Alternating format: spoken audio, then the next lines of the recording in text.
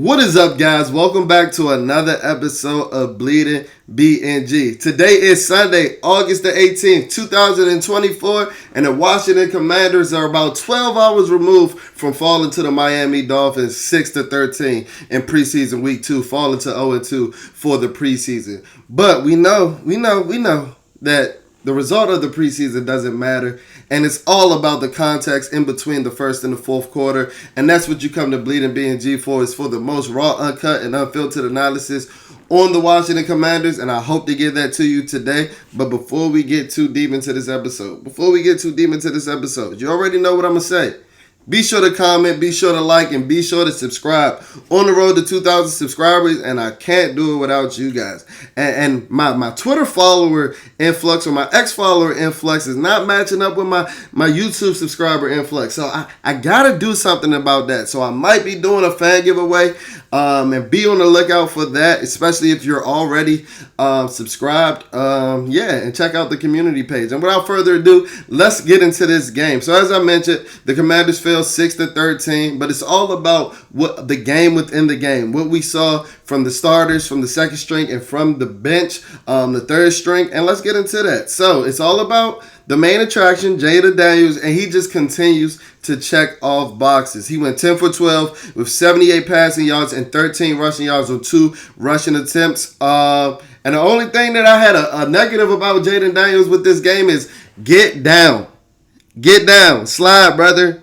I was having RG3 PTSD when you didn't slide. Because it's not like, I'm not trying to be hyperbolic or anything like that. I'm not trying to be a paranoid Washington Commander fan, because we are scoring. Trust me, we are scoring. But Jayden had a couple of opportunities to get down yesterday on that 13-yard scramble. On that 13-yard design run, read option. He had about 2 chances to either get down or run out of bounds. But he wanted to have his barbaric moment. I don't need that in week 2 of the preseason. Now, in week 12, if we fighting for a divisional spot, if we fight for a wild card hunt, I'm all for it. Inject that shit in my veins. But I don't need it in week 2 of the preseason.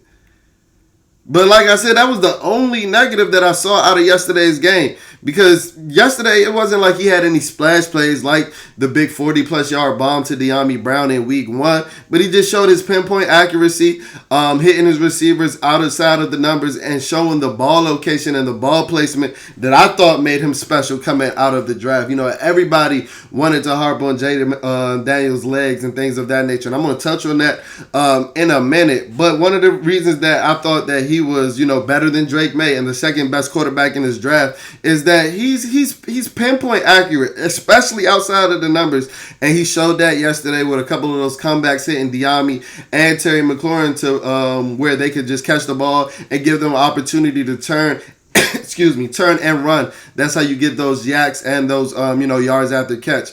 But I even love the throw out of bounds on third down, resulting in us going for the kick that Riley Patterson ultimately missed. So we didn't end up having a scoring drive on that opening drive, even though we essentially marched down the field until that last set of 3 downs. I even love the throwaway on the 3rd and 3.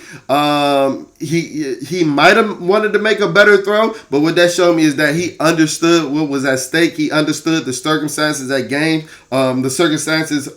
the game, and he felt that free rusher coming on the right side. And I got to go back and watch it. Was that just Andrew Tightness Wiley getting his ass beat? Or, was that just a good, blitz call and things of that nature? But he felt the free rusher coming out on the right side. He hit his hot read, which was Terry McLaurin on that fade. And I think he wanted to give Terry McLaurin a better ball. But the one thing that he did do is put the ball out of harm's way. Nobody was catching that ball.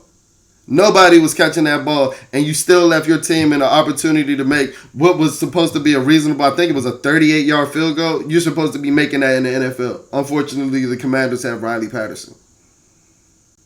Update, kicker situation still ass. That's the update for today, with Riley Patterson going 2 for 4 yesterday. But I loved everything that I saw out of Jayden Daniels. Despite not getting a lot of the flash plays, he showed a lot of substance. And be honest, we know a guy as talented as Jayden Daniels, he's going to have those flash plays because that's just going to come with his uber athletic ability. And the other thing that I wanted to touch on before I moved on regarding Jayden Daniels is I love I love this up-tempo scheme that Cliff Kingsbury is running. I love it. And let me tell you why Jayden Daniels is the perfect quarterback to run this game. Because when you go such untempo and when you go no huddle, we had 11 plays in about 3.5 minutes yesterday. So look for Washington to be amongst the league leaders in, snaps per game on the offensive side of the ball, which might result in a high percentage of snaps per game on the defensive side of the ball as well. But Jayden Daniels is the perfect quarterback for this scheme because it doesn't allow the defense to sub, right? So the defense isn't allowed to sub. And then when you got Jayden Daniels running a damn 4-3, who knows the offense and is seemingly knowing the offense like the back of his hand, able to make quick decisions or run away from defensive linemen suck and win, 300-pound defensive linemen suck and win with a 4-3 speed. I don't care if it's 300-pound defensive lineman. Linebacker's not catching him. That's how you get those big explosive plays, and that's why I feel like Jayden Daniels is the perfect quarterback for Cliff Kingsbury. And that's why I think that ultimately Jayden Daniels is going to give Cliff Kingsbury another NFL head coaching job. I just hope that hopefully it's not next year and maybe a couple of years down the line. But Jayden Daniels just continues to check off boxes and continuing on with the offensive side of the ball. Guys, De'Ami Brown is wide receiver number 2. I know Dan Quinn said it was a competition. I know we were first over here at Bleeding BnG letting you know that it might not be Jahan Dotson. So go ahead and, chalk that up. Point for Bleeding BnG.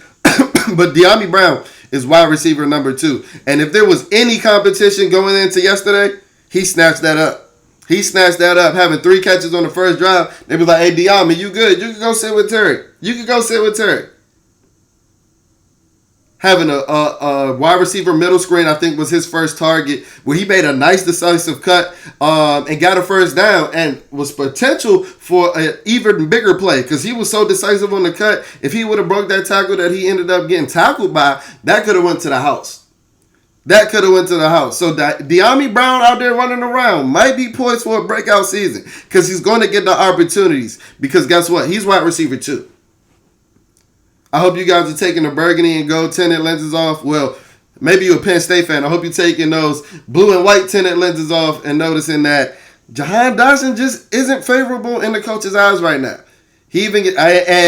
I even feel more validated in that belief even after yesterday because he only got two targets in what I believe like they might have featured him after Dan Quinn and Adam Peters. I'm pretty sure they read the tweets. They know Jahan has been talked about in the news cycle over the last couple of days and things of that nature. And I honestly thought that they might have featured him, but he had 2 targets with having 1 catch for 3 yards. Jahan told you himself. He's just not in his bag. He told you himself. He's not feeling like himself. So I'm not sure where the Jahan Dotson was always open in 2023 crowd came from.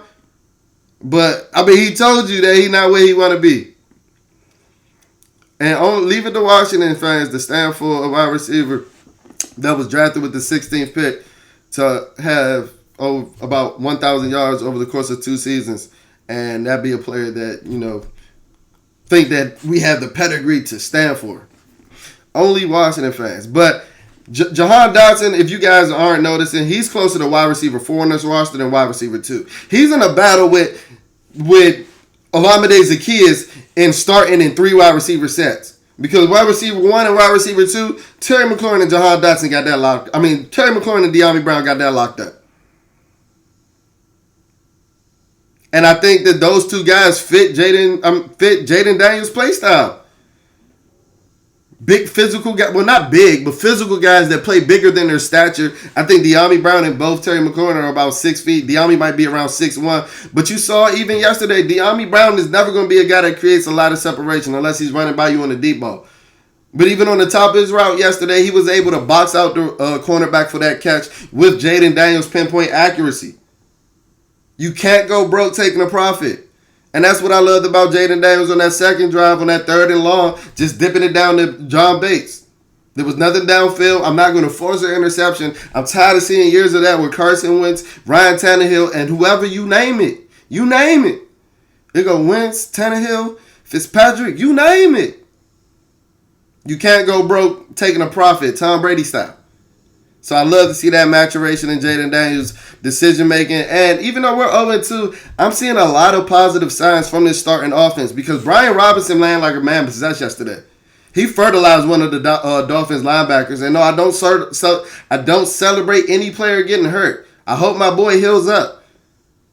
But that boy got hurt because he ran into motherfucking Brian Robinson yesterday. Brian Mini-Man Robinson. Because you're going to need many men to have to tackle him. Brian Robinson is poised for a big season. I told y'all in the last video. Draft Brian Robinson in your fantasy football league drafts and thank Bleeding BnG later. He might be poised for a Pro Bowl season. He might be poised for a Pro Bowl season. And if you don't know what I'm talking about, go look at the second offensive drive yesterday.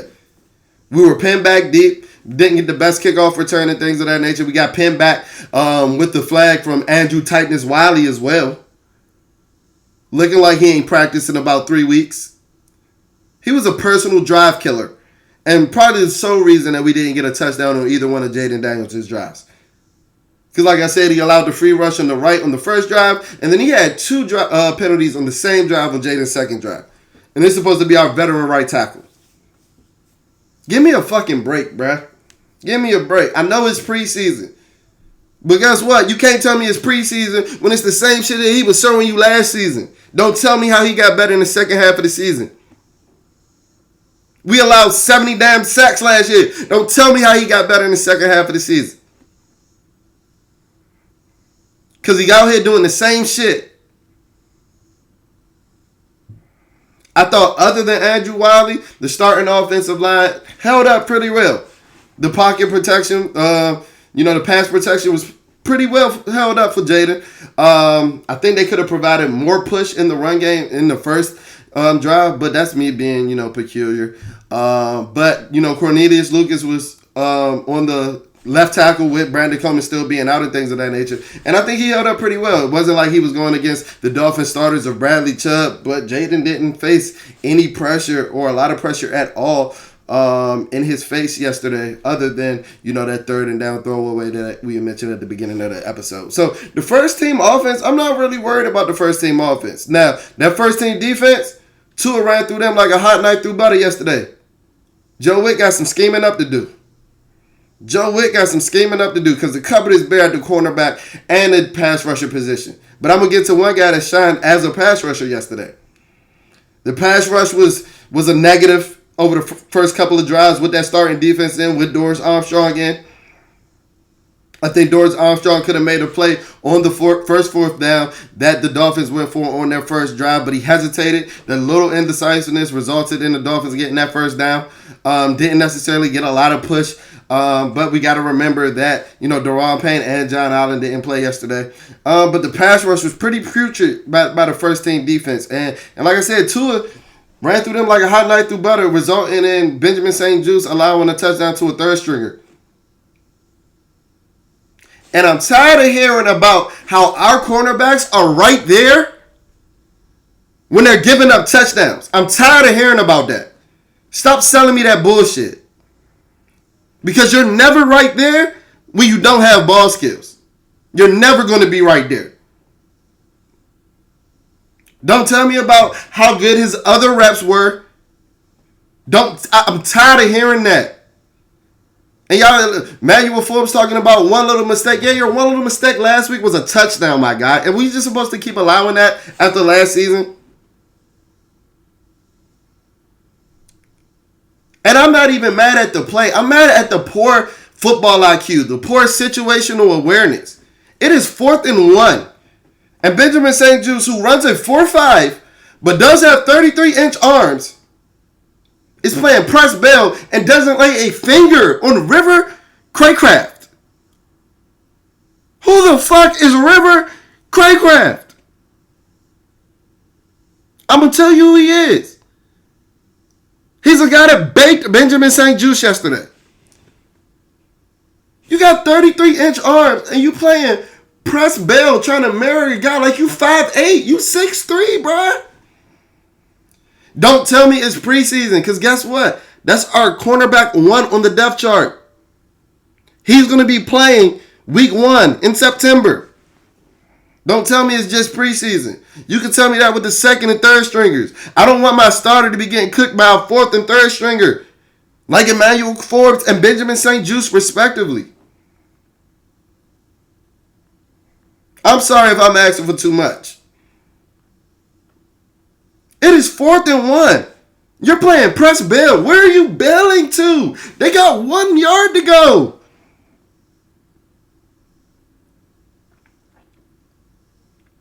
He lacks football IQ, and I think that this. Like I said, I'm trying not to be hyperbolic. I'm trying not to hot take this episode, but I think that there's a good chance that this might be Benjamin St-Juste's last year in a Washington, Commander uniform. He's already in his contract year, and if you can't stand out as a big cornerback in a Dan Quinn scheme, you're not going to stand out anywhere as a cornerback in any type of scheme in the NFL.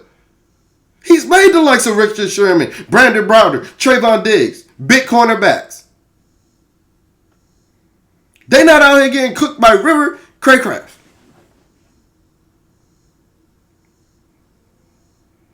Outside of that, in terms of the starting, first team defense and things of that nature, the second defensive drive, we're gonna know that for the rest of history as the Quan Martin drive.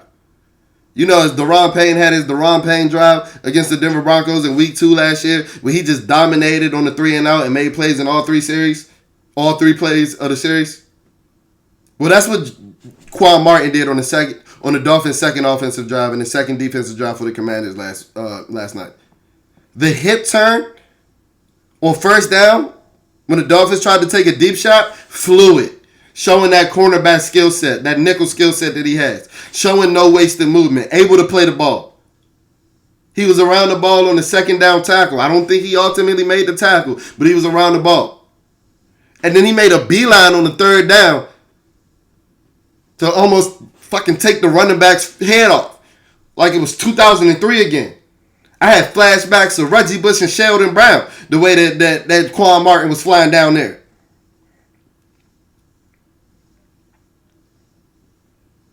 Quan Martin might end up as the best draft pick from the Ron Rivera era. It's going to end up being Quan Martin or Sam Cosmi. And it might end up being the only 2 as good picks from the Ron Rivera era, if I'm being completely honest. Speaking of the Ron Rivera era, though, I'm going to get to my studs and duds. I've talked enough about the starters. These are some guys that are fighting for roster spots, aren't essentially starters that, either shot yesterday, their stock went up, or either disappointed me yesterday and their stock went down. So the first stud is a Ron Rivera era first round draft pick, and that's 2021 draft pick Jayden Davis. Jayden Davis stood out yesterday, and I tweeted that out on Twitter, and you were like, yeah, bro, he doing it against backups. Well, guess what? Jayden Davis is a backup. Sorry to burst your bubble. Jayden Davis is a backup. He's a backup pass rusher at this point. So you can only do it against the guys that they put you out there in front of, and he whipped their ass yesterday. Y'all know I'm a Jayden Davis advocate. But I'm able to take the burgundy and gold tinted lenses off and admit that as of right now, he's a fucking backup. But he whipped them up. He whipped the Dolphins backups yesterday. Had a strip sack, had a pass deflection, and on that third down that I just mentioned with Quan Martin, where he took a beeline and almost took the running back's head off, go look at Jayden Davis. He almost had a pass deflection on that play as well. And when you hear that, and you hear that Quan Martin and Jayden Davis were on the field at the same time, it's like, oh, is Jayden going to get some, splash plays with the ones if he continues to show, this pass rushing ability? On his strip sack, he showed a legit pass rush move, beating the guy inside with a hard, jab step. I know people aren't going to say, oh, he didn't use his hands or anything of that nature. You know who wins a lot using a hard jab step and beating the defensive lineman inside? TJ Watt. Are we complaining about his sacks? Now, yeah, he does have a lot of hand usage and hand placement and sacks in many different other ways. I'm not comparing Jayden Davis to TJ Watt by any means. But go look at a lot of TJ Watt sacks. A lot of TJ Watt sacks are giving that hard juke move to the outside and bouncing back to the inside. If you listen to James Harrison, that's why he said that TJ Watt has to play on the left side of the defense, because he can only do that move on the left side. But you can only get that type of raw, uncut, and unfiltered analysis over here at BnG. So that's why you got to subscribe, my boy. getting to another stud. He was a stud after last week's game. He's been a stud throughout the entire training camp, and I really hope that he makes this team. Tyler Owens is a fucking demon. You saw him out there just run through somebody on special teams. Then one thing that I found interesting throughout the week, because we're tapped into all the media, is that Tyler Owens had an interview with Kevin Sheehan where he said that he would have been the 40 king had he run the 40 at the 2024 NFL Combine. Remember, he did set the broad jump record with a 12.2, but he didn't run the 40 at the Combine with a groin injury. But he said had he ran, he would have been a 40 king. Keep in mind that Xavier Worthy ran a 4.21. So I don't know if Tyler Owens is smoking bath salts. I don't know if he did say that he believed that the earth is flat. So I don't know if he was just tweaking out. But if he thought that he would have been a 40 king, that means that he believes he would have ran faster than a 4.21. And he showed it on that chase down, touchdown saving tackle in the third quarter when the Dolphins running back had a big, breakthrough run. I don't know if he showed 4.2 flat 4.19 speed, but he ran that boy down like Forrest Gump. He definitely hit third or fourth gear. So I wouldn't put it past him. And I do think he has a good chance of making this roster. I don't know why Derek Forrest was, in there over him yesterday. Don't know why. Because Tyler Owens has had a much better camp and has a better athletic profile. And yeah, but if you do see number 40 flying around making plays throughout the season on special teams or defense, remember that he said that he would have been the 40 king in the 2024 NFL draft. So don't necessarily be surprised. And my last stud, I'm going to give it to Tariq Castro-Fields. I think that he did a good job on the boundary. I think that he was one of the best DBs, cornerbacks, primarily yesterday. Emmanuel Forbes had a rather quiet game. Benjamin St. Juste, we got to him, was getting cooked by River Craycraft. And another cornerback that I'm going to touch on is actually going to be mentioned on my duds list. But I thought that Tariq Castro-Fields had pretty solid coverage in the second half. But I tweeted out, I said, I know that Mikey Sanders still be disappointed as hell in them cornerback drills at practice. He might legit be like the only good cornerback on the roster right now. And he's 5'9" on a good day. He's a goddamn dog. I'm not taking that out that's not a knock on Mikey Sanders still by any means. But he just has a couple of athletic limitations where you don't want to stick him on A.J. Brown. And he could very well be the best slot corner in the NFL. But there's a reason why you don't stick Kenny Moore. It's a reason why the coach don't stick Kenny Moore on DK Metcalf. We saw yesterday with Mikey being a fucking dog trying to go ahead and take that tackle. He got trucked. Trying to take on that tight end on that tackle. He got fucking trucked. But he was still able to get the tight end down. He was. And he showed that he's not scared. And I can't say that for all the Washington defensive backs. So I tweeted out, I said, I know Mikey Sanders still just be disappointed as hell in that DB room. And when they break off in the safety drills and cornerback drills, I know he'd be ready to flip his shit. Because we got some solid safeties. That cornerback room, ass. Speaking of ass, my duds. The first dud on my list is cornerback Mike Davis. Mike Davis looked like he ain't know how to play cover 2 to save his fucking life. The technique was just all around bad for the Washington DBs yesterday.